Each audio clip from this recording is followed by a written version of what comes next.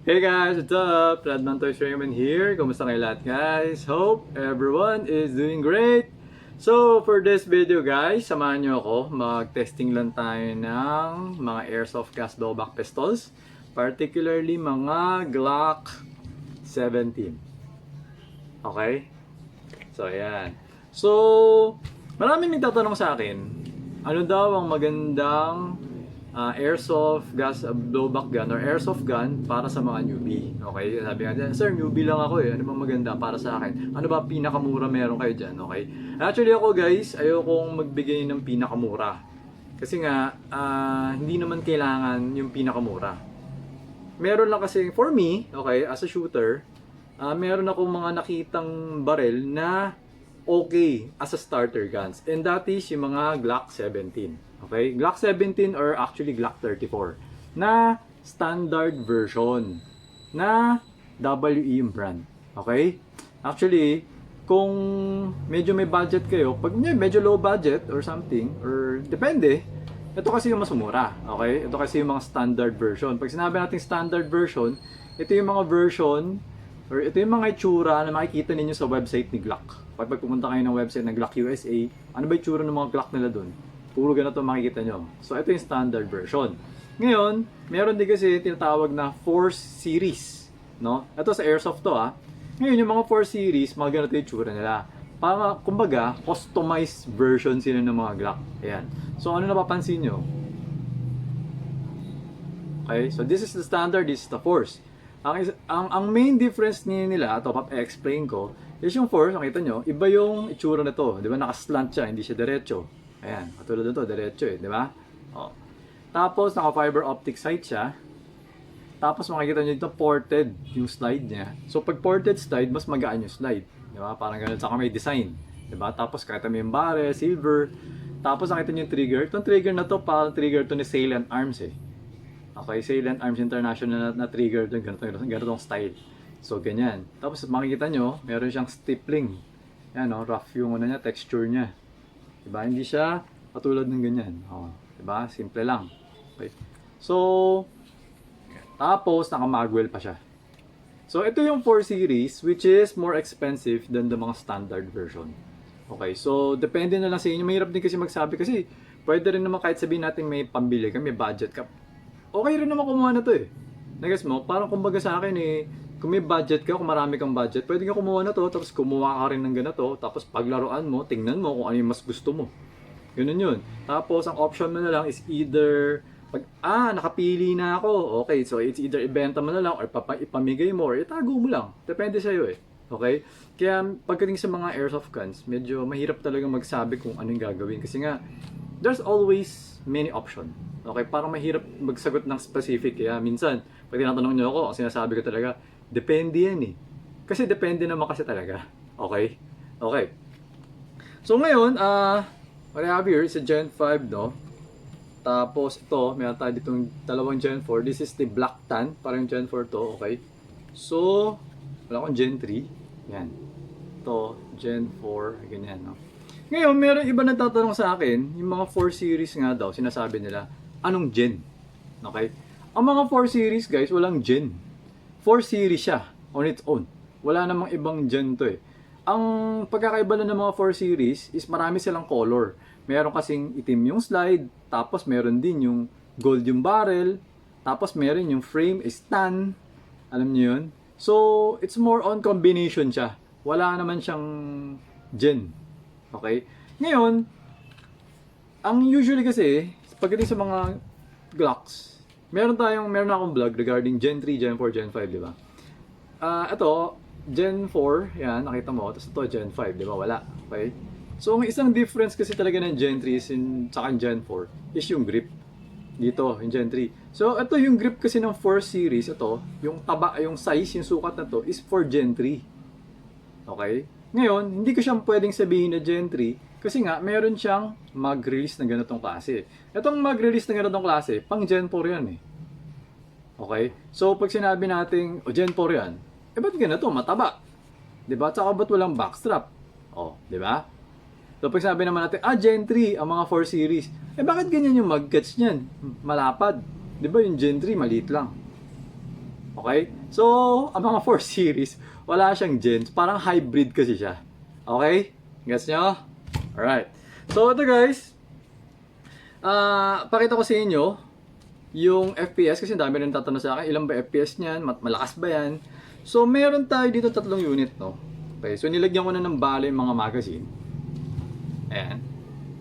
Ngayon, itong mga magazine na to, guys, papakita ko sa inyo, wala siyang gas. Kaya yan. Para malalaman kung may gas o wala ang magazine. Kasi minsan, nagkaroon din dati ng time, yung meron mga newbie, sabi sa akin, Sir, ba't ka na to ayaw pumutok yung ano ko, yung baril ko?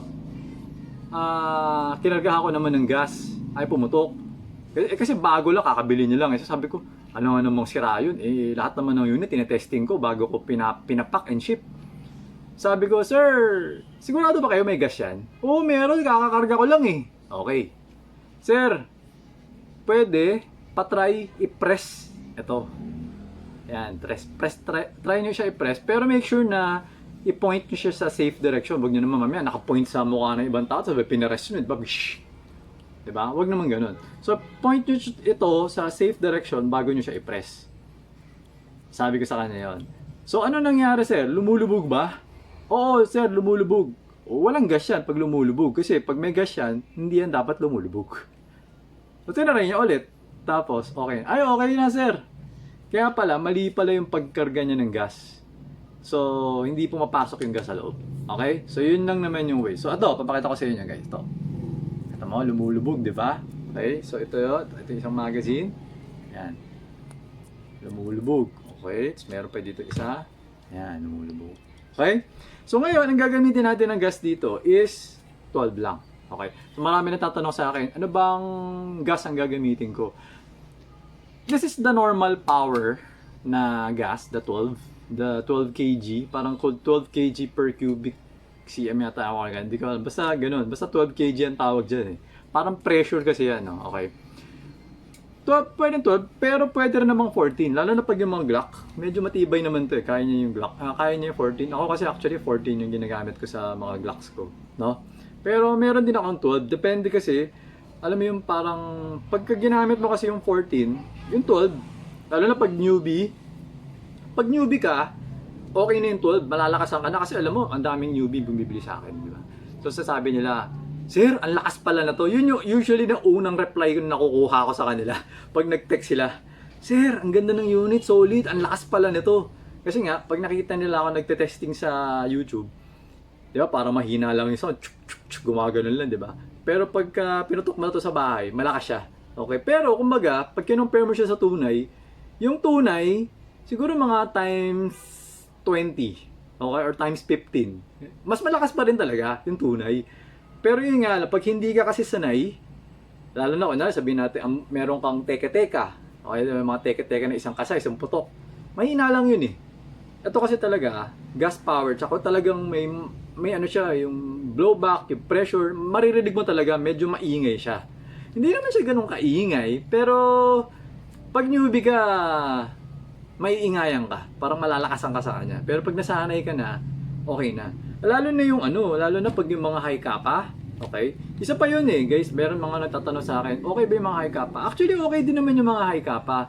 Pero nagkataon lang na ako kasi, mas nire-recommend ko yung mga Glock. Kasi yung mga Glock, mas simple siya. Okay? So ito, makikita mo, wala siya yung mga safety stuff eh. Wala siya yung mga switch. Okay? So, kung meron kasi minsan, mga newbie, mabuting-ting eh, mamaintindihan. Nagkaroon ako one time lang naman, meron isang newbie client, sir, alam niya naman kung sino kayo, pero hindi ko babanggitin. So, hindi ko alam kung anong ginagawa niya, di ba? Kakakuha niya lang ng unit, tapos bigla nag-PM sa akin, sir, ba't ganito? Yung safety, hindi gumagana, parang masira yung safety. Kasi nga, yung ambidextrous safety ng mga high kappa, nandito kasi sa gilid yun eh. Hindi yun gumagana kapag hindi nakakasa. So, syempre, minsan, alam mo yung newbie, walang magawa pagka hawak. Ano to? Kinakalikot, naputol. Eventually, naputol siya. Eh, alam ko yun kasi syempre, iba kasi, ako kasi lahat ng unit, testing ko eh. So, pinabalik ko, sabi ko, sige, padala mo sa akin, check ko. Pagdating dito, gumaganong-ganon pa lang ako, shing, shing, shing, shing, kasi nga, putol na yung kabila eh. So, shing, shing, gumagalaw-galaw na siya. O, sigurado naman ako nang tinesting ko yun, hindi yung ganun. Kasi, siyempre, kung nandito pa lang, sira yun, hindi ko mapadala yun. Di ba? Yun nga, yun yung nangyari. Kasi nga, ang mga high kappa, meron siyang ambidextrous na safety dito, tapos meron pa siya yung parang safety dito, yung sa grip safety. Parang ang dami kasing cheche bureche. Yung mga Glock, napakasimple lang sa kanya. Ganyan lang siya. So, kakasama lang siya. Walang safety. Kasi nga, ang number one na safety na parati ko sinasabi is yung daliri mo. Huwag may papasok yung daliri mo dyan. Trigger, finger, out. O hindi yan puputok. Paano puputok yan? Diba? Ngayon, the only time na lang kapag para pumutok to, kaya kinasa mo ng ganun. Pag bitaw mo, puputok, diba? Darating kasi yung time, mangyayari yun. Pero, kapag sobrang dami ka ng putok, kasi eventually, yung hammer sear, mapupudpud yun, mauupod yun. So, mangyayari, pag kinaganon mo, then pag binitawan mo, hindi na siya maglalak. Kumbaga, ito yung hammer, di ba? Hindi na malalak yung hammer kasi pudpud na eh. Di ba? Pudpud na. Kaya pagkakasama ng ganon, pagdating dito, since pudpud na to, pag release, pumapalo na kagad, hindi na siya kumakapit. Yun. So, medyo matagal pa naman yun. Pag maraming putok na, yun yung mangyari. Pero pag bago, hindi yan puputok kahit anong mangyari. Guys, mo papasok mo yung daliri mo rito, tapos meron pa yung parang slack, ganyan. Yan, gumagalaw. Parang same siya sa tunay. Yung tunay kasi ganyan eh. Parang kinakalabit mo. Kasi nga, sa tunay, isa yun sa mga safety ng Glock. So parang ano siya, parang may pagka-double action siya. It's like pag hinihila mo ng ganun, kinakalabit mo ng ganun, hinihila pa yung striker, yung parang yung firing pin. Kasi mga striker fired, yung firing pin niya nasa loob eh. So parang hinihila mo pa siya. Ganon, isa yun sa mga safety ng mga Glock. Kaya nga sinasabi nga na ang mga Glocks, pag tinignan mo siya, wala siyang manual safety. Pero meron siyang tatlong safety. So yung dalawa nasa loob, tapos yung isa yung nandito yung trigger. Nagets mo? So, ganon siya. Okay? So, yun yung basically na reason. Ngayon, kapag ka nakabili pala kayo ng Glock, no? Ng ganito, ng mga WE, majority kasi ito, hindi naman to license unit. Pag yung Umarex kasi, or yung tunay kasi na Glock, nakita mo yung ilalim, nandito kasi yung serial number. So, yung mga Umarex na brand, ano kasi yun eh, licensed product ni Glock yun eh. So, parang kumbaga, kay Glock talaga yun, na airsoft version. Okay? Pero ito kasi, hindi kasi ito license. Kaya wala ka makikitang mga Glock or stuff. Taiwan kasi ito, Taiwan made to, this is WE. Ngayon, meron iba na tanong, sir, meron ako nakikita na mga na unit na Glock 17. Pero hindi siya Umarex eh. Tapos, meron siya mga Glock na nakasulat. May mga G, ganyan, Austria, ganyan. Mga made in China yun. Okay? So, kasi nga, alam mo naman sa China, parang, hindi ko alam. Di ba? Maraming peke sa China, di ba? So, sa Taiwan kasi medyo, parang medyo mahigpit sila pagdating sa ganyan eh. Kaya, wala masyado. Okay? So, itong mga WE, wala siya ng mga ganun. Okay? So, ngayon, pag WE kasi meron ka makikita ganito para serial number, 'di ba? Ito kasi, ito yung parang trigger lock. Pero, wag mo siya gamitin. Kumbaga, yun lang yung design niya. Parang nilagyan lang nila ng trigger lock. Actually, meron ibang brand. Alam ko si KJ Works, ganito rin eh. No? Saka si Armorer Works. Si Armorer Works, sister company yun ni WE eh. So, ganyan. So, gagawin mo dito is lalagyan mo to ng glue stick dyan. Kasi paminsan, pag bumabaril ka sa sobrang lakas ng blowback, bigla to umaatras. So, pag umatras kasi yan, hindi mo na makakalabit yung trigger. Trigger para nagiging trigger lock kasi siya. So, hindi mo na siya makakalabit. So, yun. If ever naman na meron kayong Glock 17, tapos nagkaroon kayo ng problem ng ganun, paano makalabit? Huwag mo pipilitin, baka masira yung barrel mo, di ba? I-check mo lang to. Baka kasi umatras. So, ang gagawin mo lang, kung baka lang na screwdriver or something, itulak mo na siya paabante. Mas maganda nga, lagyan mo siya ng glue stick para hindi na siya umatras. Okay? So, yun lang naman yung gagawin mo dyan. Ngayon, meron din mga natatanong sa akin, ano ba yung mga basic upgrades na ginagawa sa mga Glock 17? Sa akin kasi, yung barrel ko kasi, wala naman ako masyadong pinalatan dun. Okay? Ang pinalatan ko lang sa barrel ko is yung outer barrel. Pinalatan ko lang siya ng fixed outer barrel. Tapos yung dito, nilagyan ko siya ng glue stick. Tapos yung housing, yung nozzle housing or blowback housing, kinabitan ko ng buffer, ng goma. Kasi nga, yung hammer, pinapalo niya kasi yung housing. So eventually, darating yung time, mababasag yung housing. Parang ganun. Okay, depende. So, kung nilagyan ko ng buffer, ang pinapalo niya, yung goma. So, ngayon, darating ang time, madudurog yung goma. Pag nadurog yung goma, tanggalin mo, palitan mo ng bagong goma. So, hindi nasisira yung housing. Nag-gets nyo? So, ganun siya. Yun na naman. Ngayon, meron din naman iba na tatanong sa akin, bakit daw gumagalaw yung barrel? Bakit daw maalog? Ay, ito, bago kasi to, hindi pa siya maalog. Okay? So, yan, mapapansin mo, yan. Maalog siya. So, ito kasi, itong outer barrel, basically, ini-emulate niya yung tunay. Paano ba gumagana yung tunay ng Glock 17? Ganito rin kasi gumagana yung tunay ng Glock 17. Eh. So, kung mapansin mo, ayan, nasa likod siya, di ba? Pero pag inabante ko siya, napunta siya sa harap. So, kumbaga, yung outer barrel, yung barrel, umaatras kasi yan. Yan, no? Kita mo? So, diba? Ayan, sa to, tingnan mo to dito. Ayan, no? Yeah, bumababa siya. Ganon din kasi siya sa tunay. Para pag bumaba siyang ganon, maglo-load ng tunay na bala. Ganon. So, kapag katagalan, siguro gamitin mo muna stock. Tapos after a while, pag medyo kumakalog-kalog na or medyo sanay ka na, pwede mo nang palatan to. Kasi eventually kasi masisira to eh. Kaya nagkaroon ng fixed outer barrel. Kaya ako nag-upgrade ng fixed outer barrel. Kasi nga, yung outer barrel ko ito, eventually kakabaril mo para mapuputol yung, meron siya yung parang kalawit sa ilalim. Eventually mapuputol yun. Kaya pwede mo siyang palatan ng aluminum. Yung aluminum kasi na fix, hindi na mapuputol yun. At saka, yung aluminum na fix, well actually maraming klaseng fixed outer barrel. Meron kasi iba na nagbebenta yata sa Shopee or something. Ano sila, parang 3D printed. Yung parang plastic siya eh. No? Pwede mo rin naman gamitin yun kasi nga, outer barrel pa rin naman yun. Hindi naman tunay na barrel ang binabaril mo eh. So, hindi naman matutunaw yun, di ba? Pero, aluminum yung gamit ko. Okay. Parang, masyado ako nachichipan dun sa mga 3D printed na ano. Alam mo yun, parang, wala lang. Kanya-kanya yan. Okay, kanya-kanya. Parang umura na nga ng barrel ko tapos ganun pa yung gagamitin ko. So, kanya-kanya yun. Wala tayong, okay? Basta, kung gumagana, go. Okay? So, yun lang naman ang masasabi ko. Yun na naman yung basic upgrades, no? Tapos yun nga, kung may budget ka, gusto mo, ganito ka, at least naka fiber optic sight na siya. Mas mabilis kasi nakikita eh. So, yung likod niya kasi orange, tapos yung harap niya green. So, pag nag-a-align ka, mas mabilis mo nakikita. Unlike pag yung ganito kasi, siya, puti. So, diba? Siyempre, iba pagka hiwala yung color. Ganun naman, pero pag nasanay ka, kailangan talaga mag-practice. Okay? Kailangan talaga mag-practice para masanay kayo, para bibilis kayo. Ganun siya. Wala yung yung kaya nga sabi ko nga pala, pag bumili kayo ng baril, pag tunay na baril, bumili kayo. Kailangan nyo talaga pumunta ng firing range kahit na every week, no? Depende kasi kung ano purpose nyo eh. Kung yung purpose nyo sa baril, pang display lang, di wag nyo, okay mag-practice, lagyan nyo sa bahay. Pero kunyari, sabihin nyo, for self-defense, for home protection, for home defense. Kailangan kasi sasanayin nyo sarili nyo gamitin yan para hindi kayo matataranta. At saka, mas effective kasi kayo kapag sanay kayong gamitin yung baril. Okay? Ganun yun.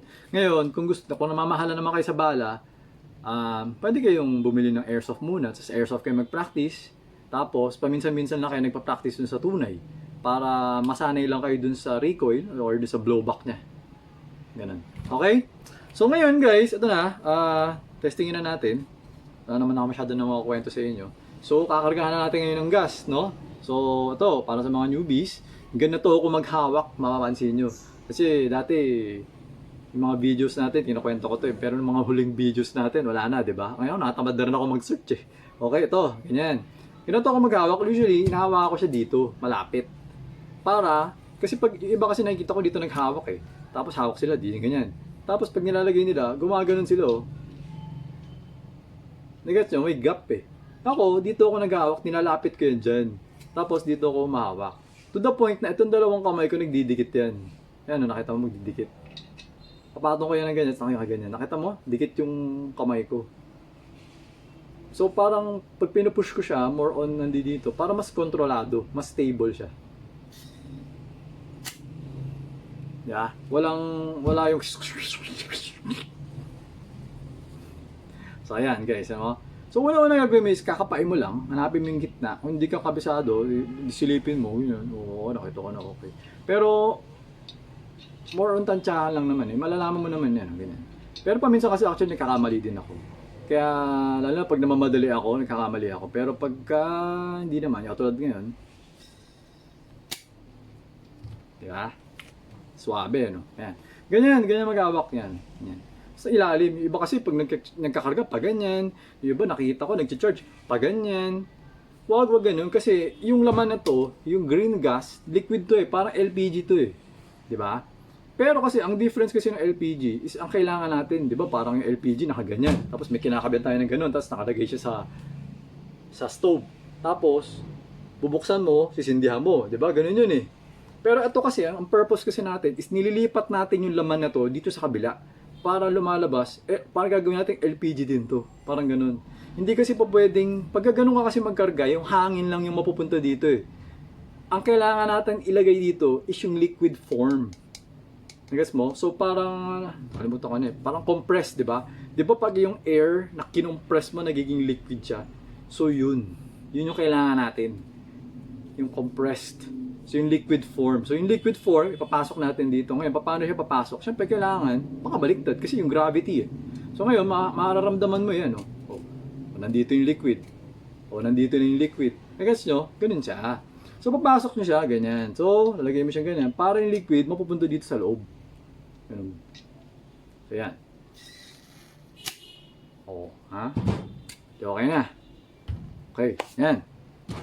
So, mag-umpisa tayo ngayon dito sa Gen 4 na Glock 17. Ayan, check nyo kung ilan yung FPS niyan. Okay, nakalimutan ko na rin eh. Pero yun nga, medyo malakas yung mga FPS na to. Ngayon, ang mga internal parts na to, actually para-parehas lang. No? Hindi 100% dun sa Gen 5. Kasi yung Gen 5, medyo may binago sila ng konti.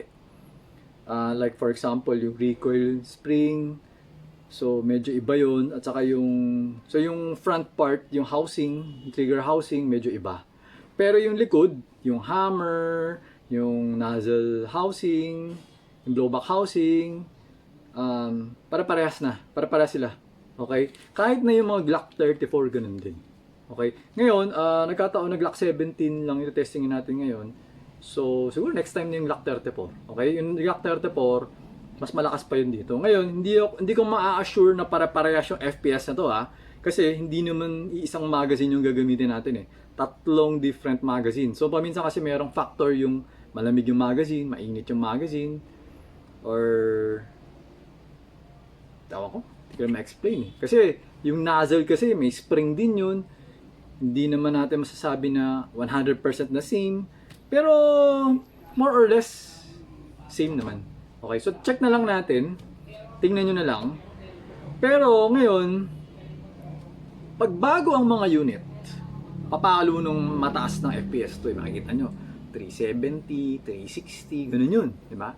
Pero kapag medyo matagal mo na siya ginagamit, parang nagno-normalize, no? Nagno-normalize siya sa 330. Doon mo malalaman kung yung unit brand new or nagamit na or matagal na, something like that. Yun yata eh, hindi ko alam. Ako kasi, mapapansin nyo yung mga FPS, mga test ko ng mga FPS, puro mataas, di ba? Kasi nga, lahat ng nire-release ko talaga na unit, guaranteed brand new. Hindi ako nagre-release ng refurbished katulad ng iba. Yung mga slightly used, tapos sasabihin nila brand new, hindi tayo ganun. Kaya makikita mo yung FPS test ko, usually mataas eh.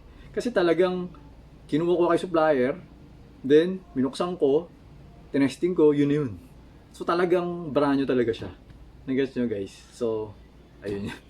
Okay, so dito tayo sa unang-una. This is a Glock 17 Gen 4. Okay, so yan. So ayan, kung mapansin nyo, yung trigger ng 17 at saka yung trigger ng Glock 18 magkaiba. Okay, kaya minsan pag may natatanong sa akin, "Sir, ano mas maganda, Glock 17, Glock 18?" But technically speaking, mas magandang Glock 18. Kasi nga, yung Glock 18, meron siyang full auto. Kumbaga sa sasakyan, parang naka 4x4 ka or naka turbo ka, 'di ba?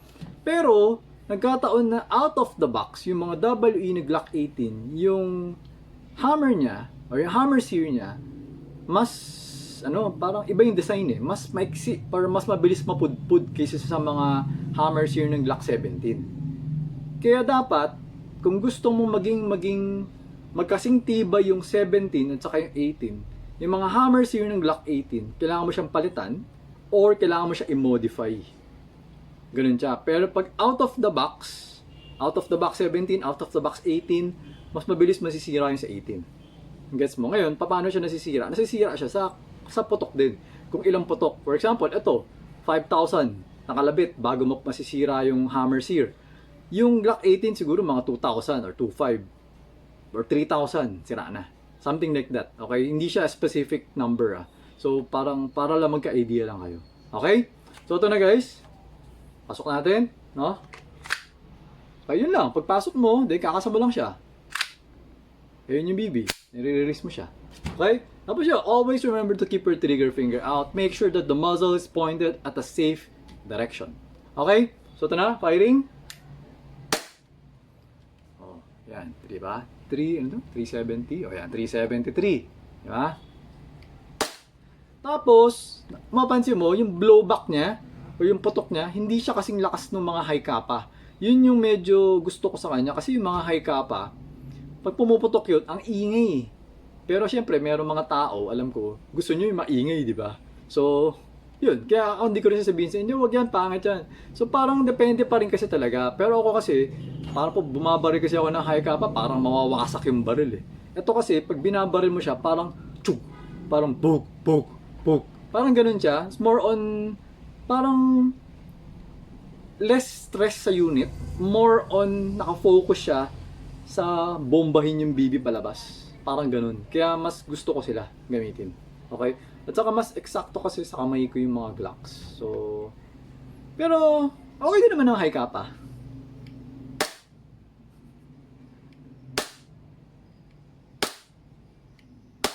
Okay? So yan, parang same siya sa tunay na baril. So kapag naubos na yung bala sa magazine, nag-open chamber siya. Okay? So ano gagawin nyo pag naubos na yung bala, nag-open chamber? Ang unang-una gagawin nyo is you remove the magazine by pressing the magazine release. Ayan, saluhin nyo syempre. Ayan, wala ng bala. Okay? Ayan, makikita mo yung brass barrel. Okay, so ayan. Tapos you pull back the slide. Wag mo na siyang iganon kasi mapupudpud kasi tong slide eh. Hindi naman to made of steel eh. Okay, so kung plinking ka lang naman sa bahay, you just pull it back kasi may spring naman yan. So bababa yan eh. 'Di ba? Tapos hammer down. You hammer down para safe na yung barrel mo. Hindi na siya puputok. Okay? Yun yung mga ginagawa namin pagdating sa competition, yung mga gun safety. Tandaan niyo yan. Always trigger finger out, make sure that the muzzle is pointed in safe direction. Tapos yun nga, pagka nag-unload, make sure that the chamber is clear, then you hammer down. Okay? So dito naman tayo sa next unit. So this is the Glock 17. So same siya dun sa una, Gen 4. Pero ito, two-tone, black tan siya. Okay? So yun lang naman, wala naman siya ibang difference. Yung internal siya same din. So depende lang sa inyo kung ano gusto nyo.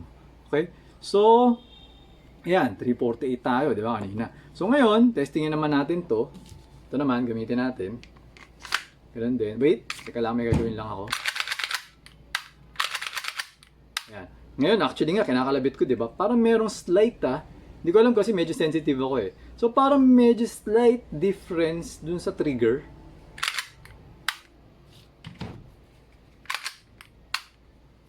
Konting-konti lang. Sobrang sensitive lang yata talaga ako. Okay?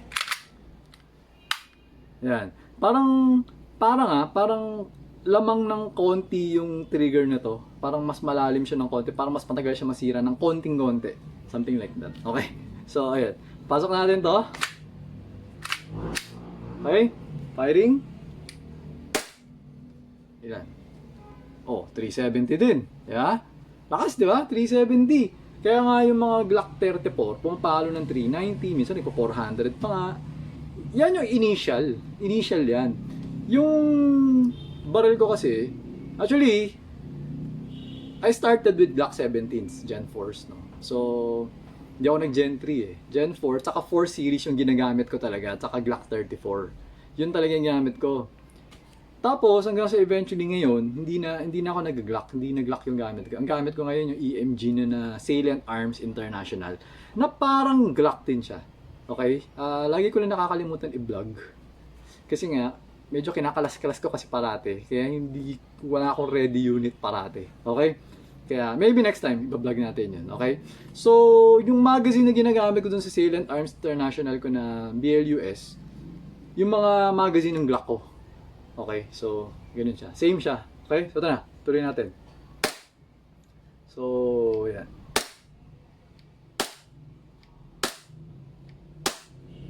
Okay? So, medyo same siya dun sa Gen 4, no? Same, yung FPS. So, ayan, as usual, yung 6, naubos. So, unload.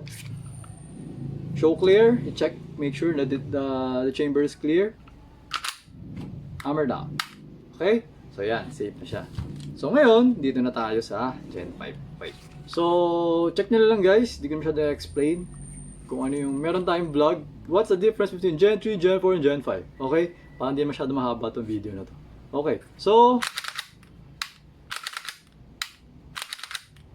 wala, pag bagong-bago kasi talaga masarap ano eh. Alam mo yung nararamdaman mo na makapit yung kumbaga, iba kasi pag bago pa. Pagka matagal mo na kasing kinakalabit, nauupod na yung hammer sear. Kaya pagka kinakalabit mo siya, mas malambot na siya. So, if you're a newbie, pakiramdaman mo yung trigger ng barrel mo pag bago pa, no? So parang kinalabit mo siya ng ganun. Meron kasi parang tinatawag na wall. Sa tunay ganito rin eh, may wall yan, no? Parang meron siyang hangganan. So papasok mo dyan, light press lang. Ganyan, di ba? Ngayon pag diniin mo pa yan, saka siya puputok. Ganun din actually sa tunay. Okay, parang may wall, then pag diniin mo, boom. Okay? So, mapapansin mo yun eh, pag bumili ka brand new, medyo matigas yun eh. Yan, oh. Pero katagalan, kalabit, pag medyo napudpud na yan, mapapansin mo, konting ganun mo pa lang, malambot na siya, pumuputok na siya agad. Parang nagiging malambot na siya. Ibig sabihin, pudpud na yun. So, medyo kailangan ng palitan or kailangan na siya i-modify para lumalim siya or maayos. Okay? So, ayun. So, ito na yung last mag. This is the Glock 17 Gen 5. Okay? Wala, ganun ko lang siya na hinila, okay? Nag-iba lang ako ng paghila, okay? Pero same pa rin naman. Okay, so ito na, firing. Yan. So, 381, mataas siya ng 10 FPS, okay? 3, parang ganun, di ba? So, mataas eh, mataas ang FPS ng mga ano. Kumaga, mataas yung FPS niya, pero yung tunog niya, ikaw compared mo sa mga high kappa, hindi siya ganun kalakas. Parang akala mo mas mahina to eh. Yung FPS niya, kasi nga mas mahina yung tunog niya. Pero malakas eh. Ayun.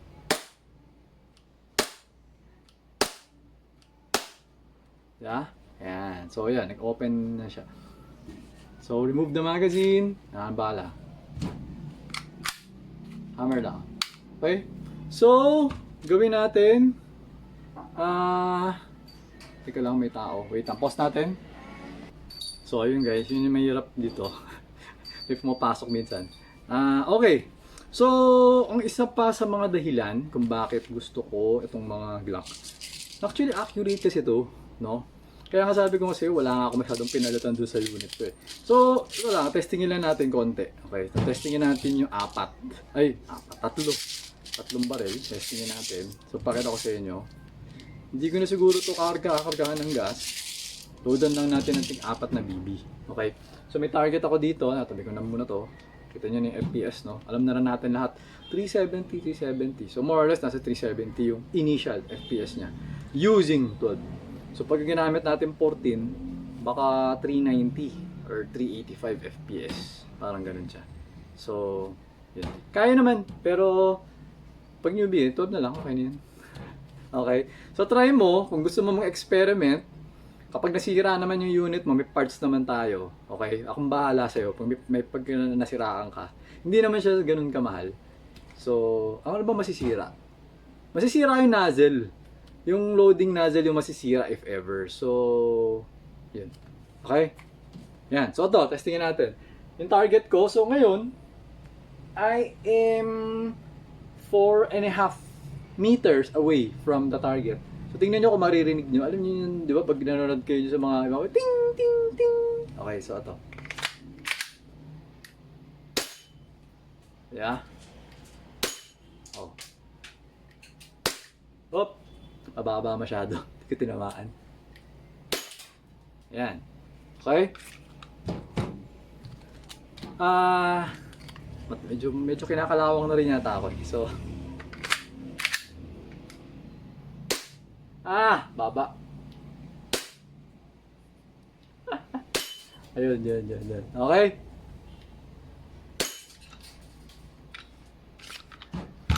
Kaya, yun ang hirap sa akin eh. Walang practice, hindi ako nagpa-practice eh. Kasi actually, ito ang isang kuwento ko sa inyo. Actually, hindi ako, di ba sumasali ako ng mga competition?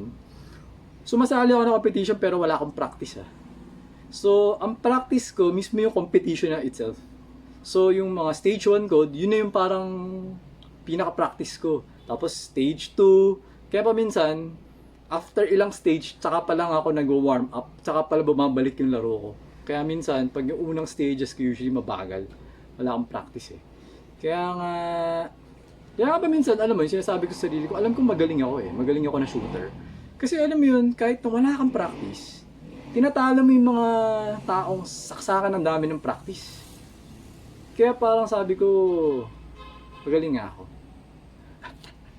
Okay? So, wala lang. Kasi, ganun eh. Ito, practice ng practice. Tapos, tinatatalo pa rin. Tapos ikaw, hindi ka nagpa-practice, nananalo ka. So, ano sa tingin mo? Di ba, parang, by logic, magaling ka nga. Ganun yun. So, wala lang, nakwento ko lang. Hindi naman sa pagmamayabang, nakwento ko lang. Sinishare ko lang, okay?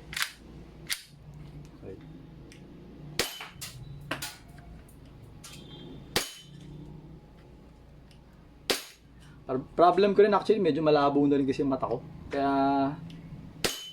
kapag kayong ganito sa loob, yung mga indoor, medyo low light, nahirapan ako makita yung sight. Tapos pag maliit yung target, mahirap barilin. Kasi yung target ko, ano lang to eh, 2 inches lang to eh. 2 inches na plate lang yan eh.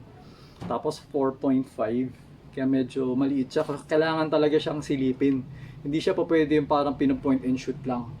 So, ayun. Kaya pagka masyado akong binibilisan, hindi ko masyado nakikita. Eh, konting usog lang yan, wala na yan eh. Makikita mo yung bilog, di ba? Ito yung bilog. Dito nga pupunta yung bala. Nakikita ko pag baril ko, napunta sa ilalim. Pero kunyari, 3 inches, di ba kanina sumablay tayo 2 beses, di ba? Kung 3 inches yun, or 4 inches yun, tinamaan ko yun. Dahil sa 2 inches lang kasi siya, kaya hindi ko siya tinamaan. Nag-gets nyo guys? So, ayun. Okay? So, ayun guys! Thank you for watching. Until next video na lang. Always remember to stay safe, stay great, be good, and be thankful always. God bless everyone. Bye-bye.